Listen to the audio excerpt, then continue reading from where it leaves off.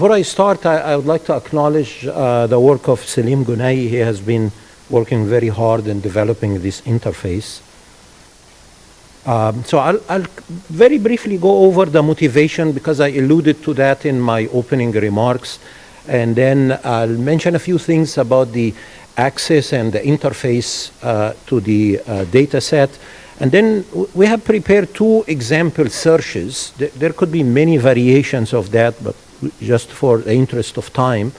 And then I'll briefly mention about the SGMD documentation, which is a work in progress. And then finally talk about the beta users and the next steps. I already alluded to that about the limitation of NGA. We're all aware of that, the scarcity of the near fault ground motion of large magnitude and insufficient motions to carry something like what Chiara showed about the regional scale modeling a whole city and so on. Most GM ground motion models do not have the perfect way of capturing rupture propagation like directivity. So hopefully this physics-based data set can shed some light on that. Increasing the number of validated ground motion simulation motivated us for peer to have a database as such and make it available to the engineering community. So this data set is developed mainly to overcome these limitations of the existing recorded ground motion, not to eliminate it. It's just in addition to NGA, we expect NGA, which has a huge number of users, so we are hopeful this will continue, but in parallel, this is an alternative that can fill in some of the gaps and limitations that were identified. And we wanted to make available a large set of validated simulated ground motions. We heard about the different validations that this data set is going through, such that the engineering community, researchers, and practitioners have something else to use and also good for us to keep us going for the coming 10 years. You know, you always have to have something new. So if you go to our user interface, it looks something like this. The access is still to the development team and the beta users. Phased addition of users is planned. We simply do not want to choke our broadband network or our server.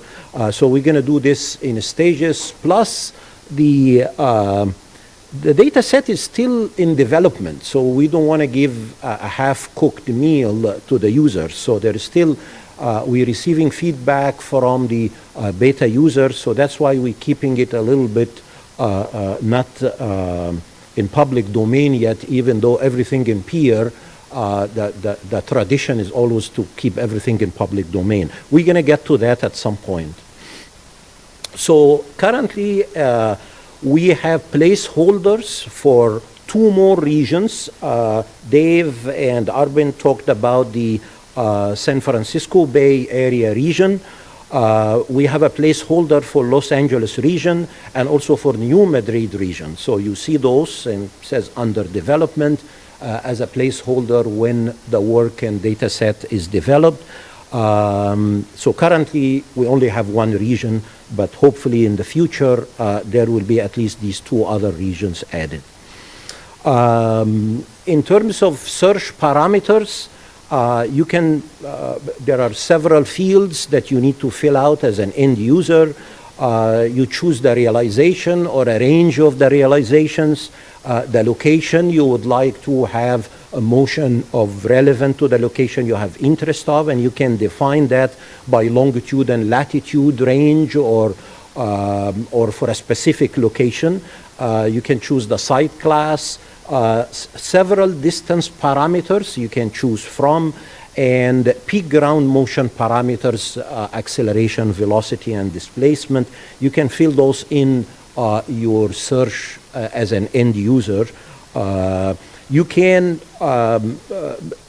the search can basically by switching, I don't know if it's easy to see, you see a switch button. If you switch this on, you are required to fill these fields, or you just leave them unswitched if you don't want to take these parameters as part of your search of the data set.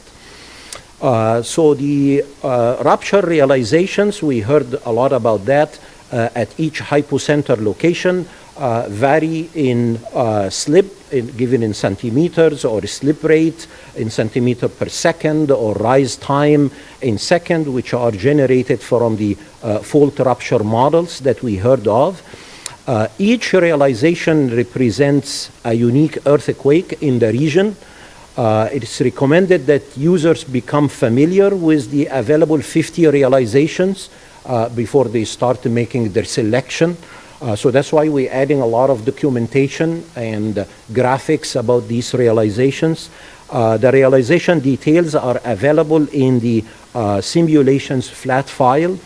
This is analogous to the characteristics of historical earthquakes that you find in the recorded ground motion data set, but it has more because you have to know what this simulation is about, and some graphics will also be added to that. So if you look at the 50 realization, as we heard, 25 of them correspond to stochastic rupture model, and the other 25 correspond to the hybrid model, which basically include the patches we also heard of, which can emphasize certain regions of the fault where energy is emanating from and affect the frequency content. So the two examples we have for searches, just to show you, this is what you would get as a result of search in which are the sites that match selected criteria according to the parameters that I mentioned. And each site will include 9 time histories.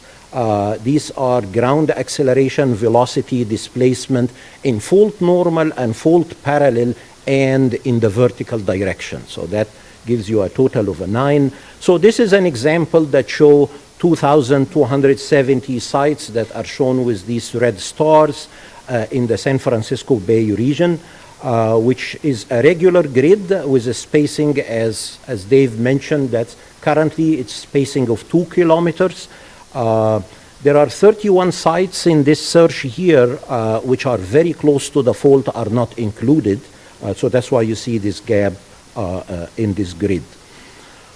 So if you are searching, for example, for motion in the near the San Francisco Bay Bridge, so you would define the corners of the region as longitude and latitude, and this search will identify 10 stations in that search domain, for example.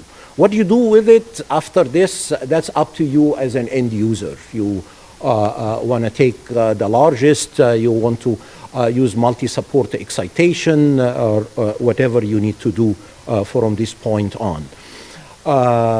So if you are searching, for example, from 4 of the 4 of the realizations, you can list those. Maybe you have 2 of them without patches and 2 of them with patches, and then you fill in for the different search criteria. Here we're only switching longitude and latitude, and you can put those in. And then it will give you something like this for these 4 realizations. It gives you the realization number which are requested in your search. And then that will show you the 10 which are the number of sites that are satisfying your search, which are these 10 stars that's in the San Francisco-Oakland Bay Bridge. And then it shows you the download file size. So if you are happy with close to 400 megabyte of download, you can go ahead and hit the download files. So you can decide at this point if you want to proceed or if you want to go back to refine your search, make it a tighter search. The files that if you decided to download them, they follow a certain naming convention that we are using for this data set. So it identifies the file name will have the region, which currently is only one region, the San Francisco Bay Area, and then give you the realization number as the second field, and then it give you the grid location, which give you the grid location in the 3 spatial direction, and then it give you the ground motion direction, whether it's fault parallel, fault normal, or vertical, and then it give you the kinematics, whether this is for acceleration, velocity, or displacement. And the grid location is according to the axes that you see for fault normal and fault parallel that are drawn here. The file, each of these files that correspond to a particular time history pretty much looks similar to what you have from the NGA, and that was one of the requirements that you need. There is some slight differences in the formatting, but no big deal. It's very similar. It has 4 headers that give you description of certain attributes of the file, things like the number of points, the time step, and so on. So if you have developed your own little code that read NGA files, it should work seamlessly.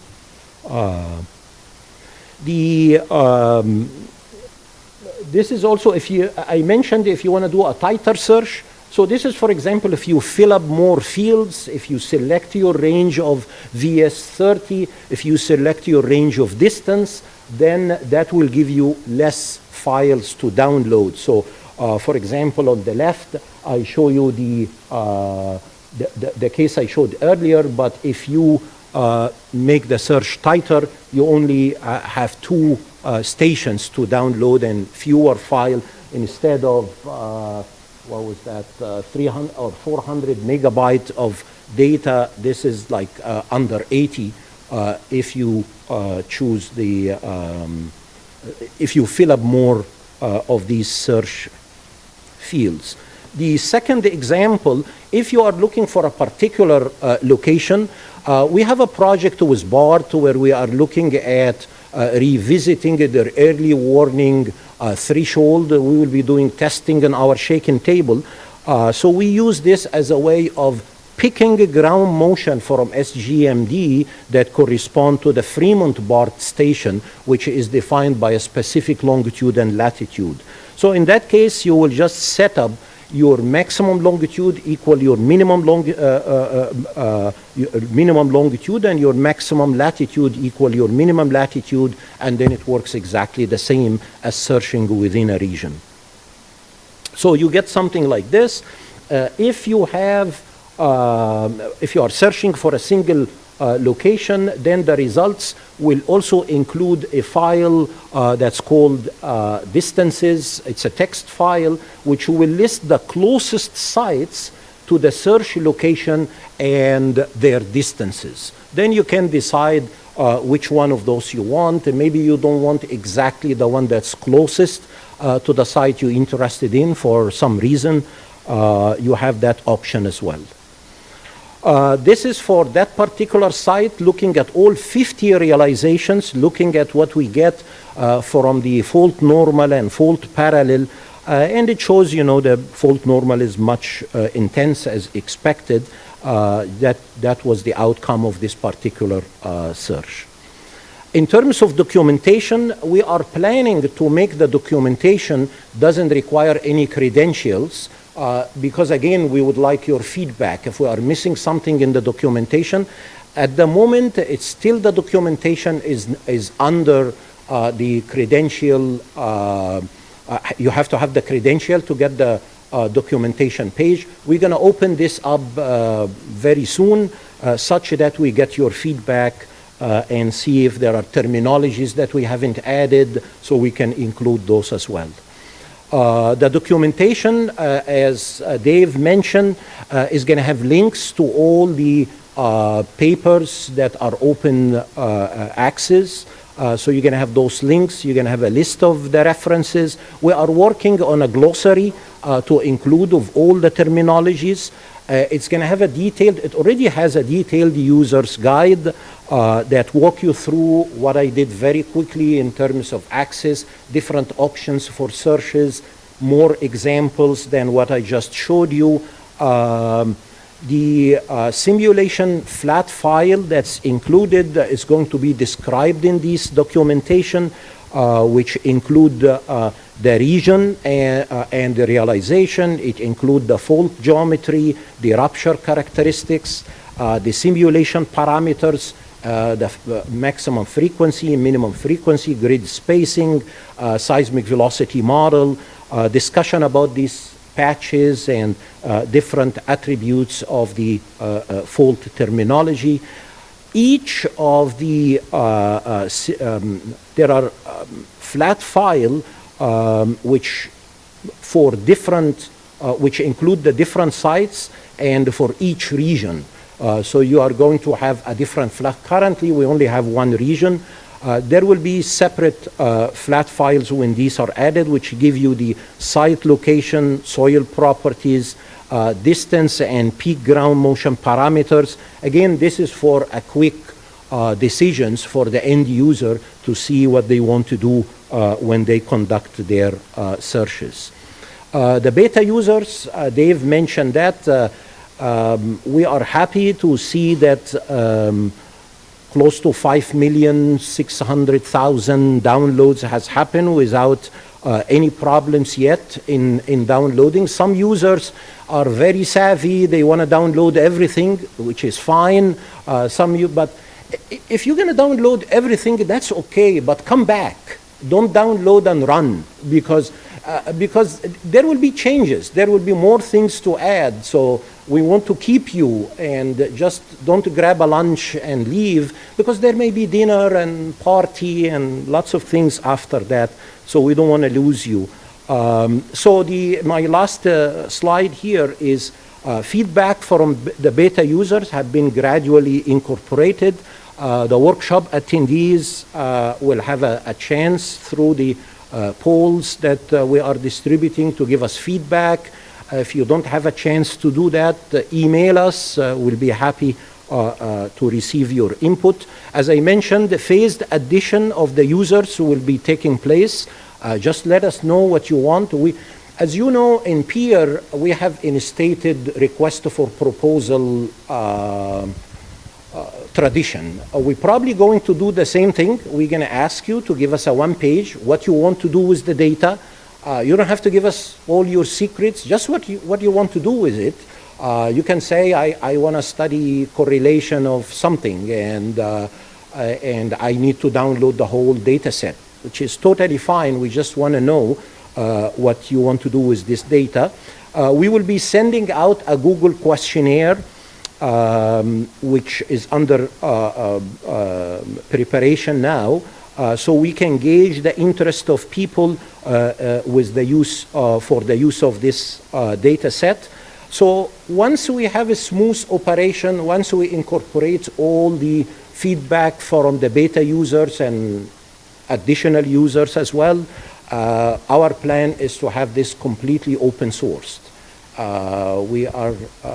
We don't like anything to be kept under wall of lots of credentials. The whole idea is to keep things open source. It has been the peer tradition from day one. It will stay as long as I am the director. Thank you very much.